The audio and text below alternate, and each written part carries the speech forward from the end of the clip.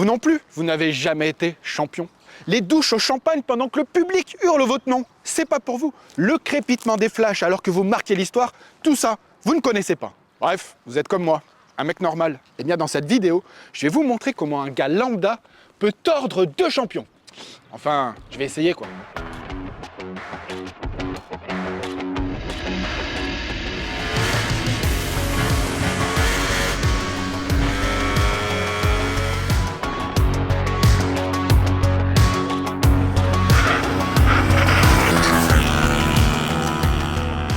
Au départ, l'idée de se tirer la bourre virtuellement puis concrètement avec 2 champions me paraissait plutôt bonne, voire même à mon avantage, car dans mon esprit, c'était l'occasion idéale de prouver que lorsqu'il y a plusieurs épreuves, un mec moyen peut tirer son épingle du jeu. Seulement, face à 2 gaziers du calibre de Mike DiMeglio et Airdoz, tout ne s'est pas passé comme prévu. Pour la première épreuve de ce défi, on va commencer par la partie la plus cool, celle qui fait le moins mal si on se bourre. Parce qu'avec MotoGP 24, à part une foulure du pouce, on risque pas grand chose. Ça va être assez simple, hein. On va prendre le circuit du Mans, Johann Zarco, patriote, et on va se caler 3 tours chrono. Celui qui va le plus vite remporte le truc.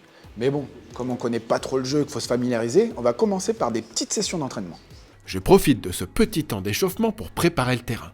J'attaque directement par une déstabilisation du favori de l'épreuve, le dénommé Arnaud, dit Airdoz, créateur de contenu et vainqueur des 2 dernières éditions d'une grande compétition de jeux vidéo de moto organisée au Salon de Lyon.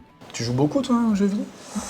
Un petit peu, je travaille dans ma chambre, donc tu sais, il y a la console juste à côté. Ouais, parce que moi j'ai une vie d'adulte avec un vrai métier, tout ça. Je comprends, bah ouais, moi je suis youtubeur, c'est plus compliqué que ça. C'est mal barré. Puis, je me renseigne sur le niveau de mon autre concurrent, tout en me cherchant déjà des excuses. Car comme disait le grand stratège Sun Tzu dans son livre L'art de la guerre, il faut feindre la faiblesse afin que l'ennemi se perde dans l'arrogance. Tu taquines un peu toi les jeux vidéo, hein ? Et t'as vu ça, comment je gère? Ah mais toi t'as 2 garçons, c'est ça ? C'est ça, 2 garçons, 12 ans et 8 ans. Moi j'ai une fille. Ah ouais. Quand je suis imprenable à Gabicha, là, je le tords tous.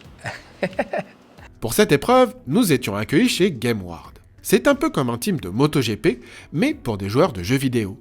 Du coup, ça m'intéressait de comparer les exigences d'un sportif de haut niveau, comme Mike, avec celles d'un gamer professionnel. Car si comme moi vous pensez que ces gars-là sont juste des gros geeks asociaux qui pioncent toute la journée et passent leur nuit à limer leur console, vous allez être surpris. C'est quoi la journée typique d'un e-joueur professionnel ? Alors sur League of Legends, aujourd'hui, on a 2 jours de compétition par semaine, le mercredi et le jeudi soir. Et du coup, 4 jours d'entraînement. Parce qu'en gros, il y a 1 jour off, 4 jours d'entraînement, 2 jours de match officiel. Sur les matchs d'entraînement, c'est de 14h à 19h, c'est l'entraînement en équipe, contre d'autres équipes de l'Europe entière. C'est des matchs amicaux. Et le matin, c'est des entraînements individuels. Donc, c'est-à-dire qu'il va y avoir soit les routines de chacun, donc notamment du sport, du jogging ou de la salle. On va avoir des reviews individuelles avec le coach. On va avoir des parties d'entraînement solo. Enfin voilà, chacun va avoir un petit peu son rythme le matin. Comment vous avez mis ça en place et quels bénéfices vous arrivez à voir de ce que vous tirez de ces disciplines de vie plus rigoureuses ? Très tôt dans la création du club, nous on a été convaincus d'une chose, c'est qu'un joueur d'e-sport, c'est un athlète. S'il ne fait pas attention à son alimentation, à son sommeil, à son rythme de vie, à son activité physique, fatalement il va être fatigué. Et s'il est fatigué, il n'est pas à son plein potentiel. On a structuré tout un écosystème de performance autour de nos joueurs et on est même allé encore plus loin que ça parce qu'on a commencé à faire de la recherche également. Par exemple, on fait des entraînements de réflexes parce qu'il y a énormément de réflexes dans les jeux vidéo. Et donc, en l'espace de 8 semaines, on a réussi à gagner 30% en moyenne de temps de réaction sur nos joueurs. Donc, ils sont déjà des joueurs pro et qui ont déjà parmi les meilleurs réflexes au monde. Et toute la question, c'est surtout la question ensuite du passage au professionnel. Pendant très longtemps, il suffisait d'être talentueux pour devenir pro. Aujourd'hui, ça ne suffit plus. Être professionnel, en fait, c'est plein de sacrifices, c'est un mental d'acier, c'est être au rendez-vous à toutes les compétitions, c'est plein d'éléments qui c'est pas juste je suis dans ma chambre et je suis bon sur quelques parties. Évidemment, pendant que je bossais, les 2 autres rascals en ont lâchement profité pour enchaîner les sessions d'entraînement. J'ai bien tenté de rattraper une partie de mon retard, mais c'était peu dire que je partais avec un gros manque de pratique. C'est bon, vous êtes prêts ? Ouais, chaud bouillant. Allez, on va commencer la course.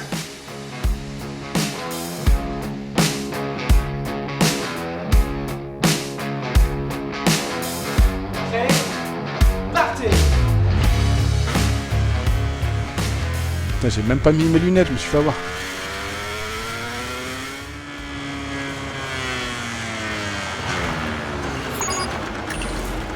Allez, je me suis collé dans le dernier tour.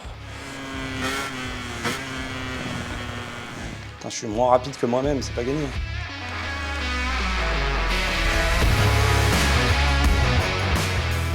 Et j'ai fait un vrai tour validé tout là. Par contre, je fais des meilleurs au Warrior. Oh, oh, oh. Équitonnage. Pour les connaisseurs, là, on est sur le tout dernier opus de la série MotoGP. Les graphismes sont toujours aussi hallucinants de réalisme, mais la jouabilité a encore été améliorée, notamment dans les phases d'entrée et de sortie de virage. Enfin, 2 grosses nouveautés sont à noter. Tout d'abord, un marché des pilotes qui permettra de réaliser des transferts d'un team à l'autre, ainsi qu'un système de difficulté adaptative et d'aide au pilotage.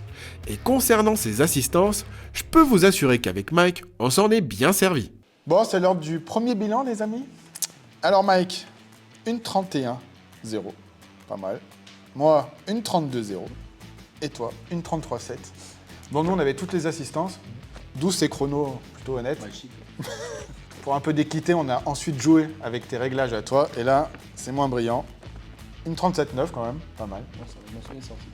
Et moi, une 41, mais avec une chute. Un peu plus réaliste déjà. Voilà. Alors, à la moyenne des deux, Mike, tu fais une 35. Ouais, je suis assez content, franchement, je pensais ramasser un peu plus. Et moi, une 38,5. Je pensais être plus ridicule pour le coup. Ça fait à peu près 15 ans que j'ai pas joué à un jeu de moto. Demain, un autre défi. Il y a des secondes à rattraper là.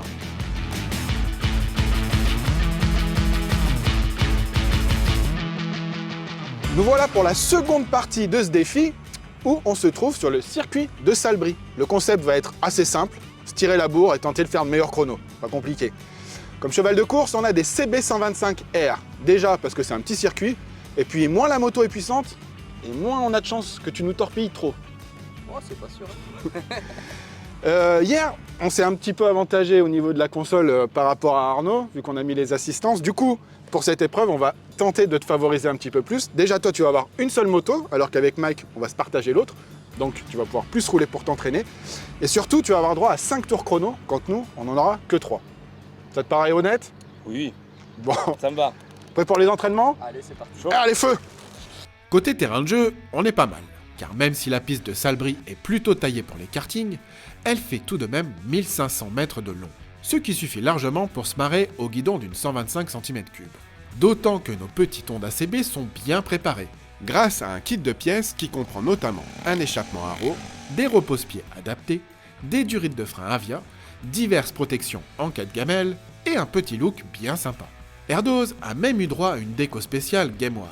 Bon, c'est pas ça qui va l'aider à aller plus vite, mais ça a de la gueule. Pendant que ce dernier enchaîne les ronds pour se familiariser avec sa moto et le circuit, on va se poser quelques secondes avec Mike. Et vous allez voir qu'entre gamer ou pilote, la vie d'un pro est finalement assez similaire. C'est quoi ta journée type et c'est quoi les entraînements que tu fais? Ça dépend des jours. Beaucoup de vélo, on va dire déjà. 4-5 fois par semaine.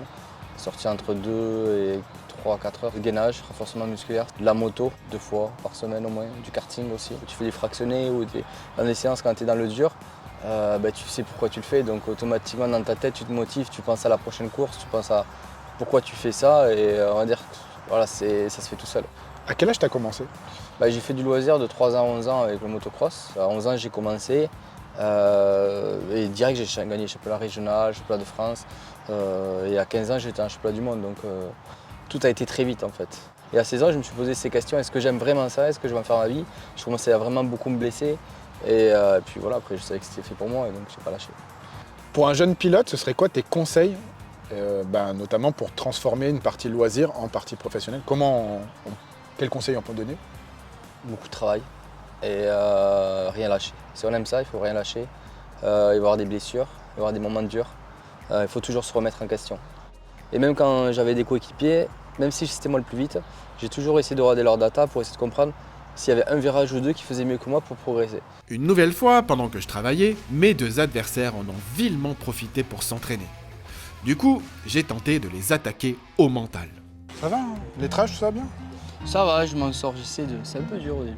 T'as Nogaro et Spa là bientôt? C'est ça, ouais. pas prendre trop de risques ici. Bon, on va éviter, on va éviter. Ce serait dommage de se faire mal pour un petit défi sans intérêt. Et je te file un conseil, le deuxième virage, ça passe à fond, fond de 4. Réfléchis pas. Ok, je note. En toute honnêteté, je suis pas certain que mon travail de sap ait bien fonctionné. Mais bon, ça valait la peine d'essayer. Bon, vous avez pris vos repères? Ça va, ça commence. Vous avez bien dû faire une cinquantaine de tours, et moi à peine 20, parce que bon, moi je bosse pendant que vous vous divertissez. On commence les chronos? Allez, vas-y, c'est parti. T'es chaud toi aussi? Il faut y aller maintenant. Est-ce qu'on ferait pas partir Mike à bord d'abord, Ouais. qui nous mette une référence? Ouais, Qu'on bien voit la pression. Ouais. Ouais, qu'on voit on va se prendre. T'es parti? Vas-y, mais après, vous coupez pas après, hein, vous Non. allez tout droit. Bon, pour pas nous accuser de malversation et autres tricheries, on a un chronométreur complètement neutre, et il y a même un jury pour vérifier le chronométreur.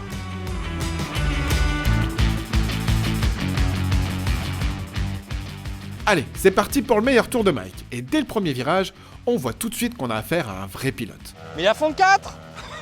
C'est vrai qu'il Je passe en 3, moi je passe à fond de 3, lui il a fond de 4. coupe pas. Cravaché comme jamais, le pauvre petit monocylindre de la CB125R donne tout ce qu'il a. Ça donne des sensations. Oh là là là là, il a pas peur de péter le moteur lui. Droite, gauche, les virages s'enchaînent avec une extrême fluidité et on peut admirer toute la dextérité de Mike. C'est quand même méga propre dans l'étrage, Ouais, et c'est ça passe impressionnant. à 2 mm du vibreur. On approche de la fin du tour. Même mené à tambour battant, certains trouvent pourtant que ça prend encore du temps. C'est quand même un peu long hein, le tour, hein. 1 minute 30 presque. Ouais. Imagine quand tu vas rouler toi. Je me fais clasher par le chronométreur. Yes. Plus de respect, Nord. Dernier virage, ultime portion, la 125 franchit la ligne d'arrivée au rupteur. Le drapeau, le drapeau, le drapeau.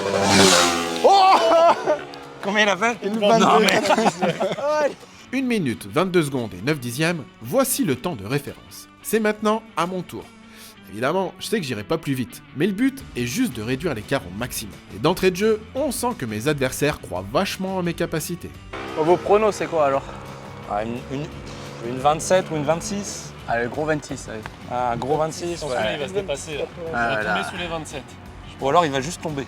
Je m'en fous, je vais les faire mentir. Je me donne à fond, j'y vais à bloc. Mais apparemment, pas assez, puisqu'au lieu de commenter mon tour, la discussion glisse gentiment sur la météo. Super. Il y a le vent aussi qui s'est levé de face là. Il faudra le compter ça dans le chronomètre. Sans compter que Mike en profite pour filer des conseils à Airdos. Tout le monde est contre moi, c'est un complot ou quoi? Il reste en 3 là? Ouais, mais en fait, c'est mieux 2 maintenant avec les pluies qu'on a du grip. T'arrives 4, 3, 2. Elle gueule, mais elle tourne au moins. Avant-dernier virage, un gauche assez serré et pas facile à négocier. Je donne tout. Enfin, pas assez apparemment. Bon, c'est propre aussi. Hein. Un peu moins à l'intérieur, mais. C'est en moins large, vous savez. Ouais. Perd un peu de vitesse après. Et comme Mike, je cravache le mono à bloc pour passer la ligne au rupteur. Bon, à moi. Ouais, c'est pas mal. C'est bien. Hein. 1 minute 26 secondes et 6 dixièmes, soit quasiment 4 secondes de plus que Mike, ça pique un peu.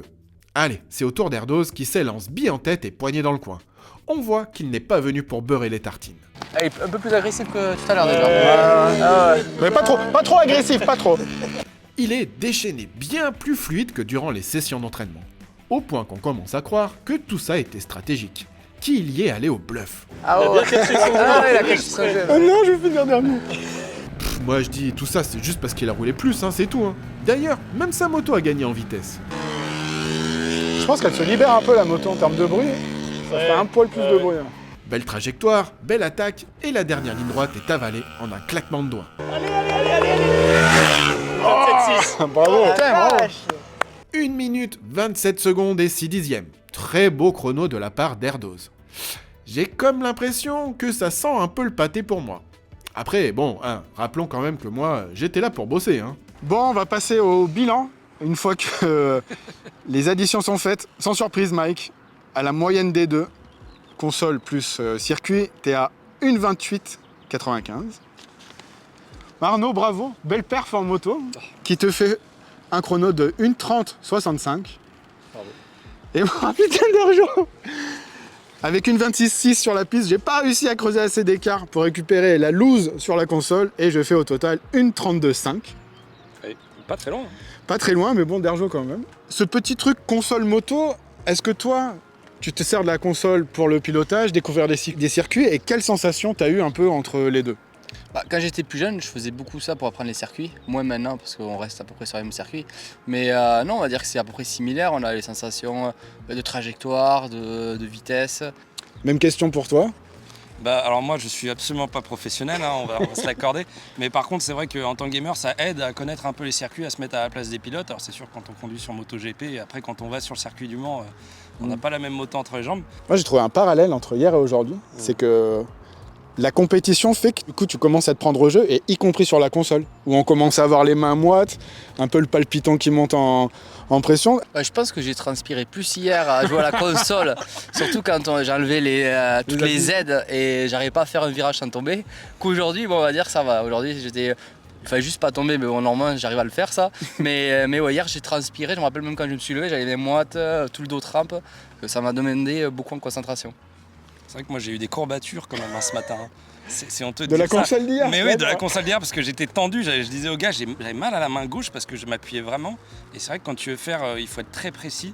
Et tout mon corps était tendu, quoi. Donc bon, c'est un peu honteux, mais c'est vrai. Bon, ouais, je vais repartir du coup la tête basse. J'étais là pour battre 2 champions et je me suis fait laminer par 2 champions. Donc je retourne à mon travail de journaliste. Je m'en vais.